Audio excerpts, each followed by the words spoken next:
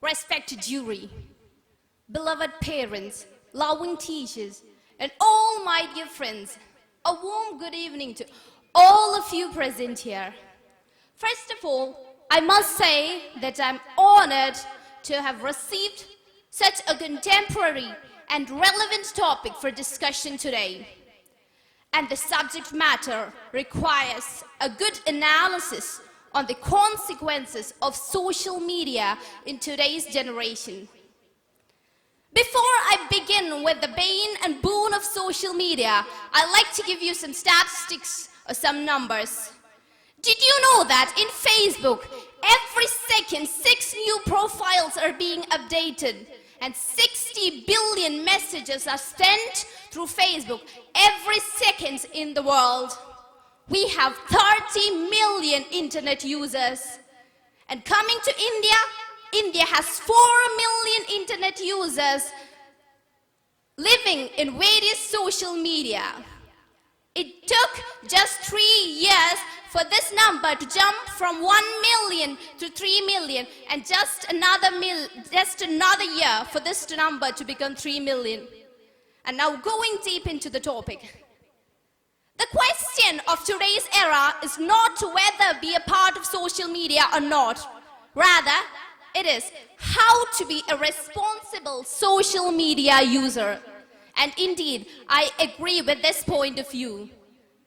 The people's president and our beloved Dr. APJ Abdul Kalam said, technology changes things. And indeed, technology has changed. And the biggest revolution, the biggest contribution of technology is indeed social media. It connects people. It connects people from all over the world. Whether you are in South Sudan or in New York, social media can connect you. If you're stuck in a place due to restrictions of geography, cyberspace, or the social media embraces every conceivable constituency in the world. If you are stuck in a geographical area where the majority rules and you do not have a say, or you are a minority subjected to persecution, go online, create a community of your own where you can speak your words, where people listen to you, where people agree with your point of view. And that indeed is the biggest gift that social media has given us. Next is in communication. Communication has become a piece of cake, a cup of tea with the help of social media. Whether it be an international conference or a student-child relation or anything academic, political or business, communication has become very easy with the help of social media. You have video conferencing, you can create online groups and make these groups for practical purposes, for useful purposes. That is where victory lies. The fourth is when the world is becoming a global village, when the world is moving to the realm of technology every day, step by step, what is the question of not being a part of social media? Yes, indeed, we have to be a part of it and we have to use it for good purposes. That is where our success lies. The fourth advantage of social media, I like to say, would be with students.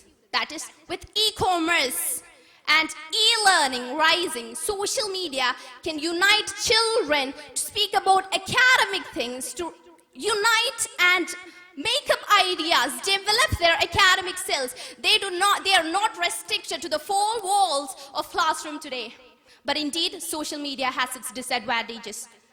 It takes intellectual power not to let social media ruin your time and your life. Yes, indeed, that is true.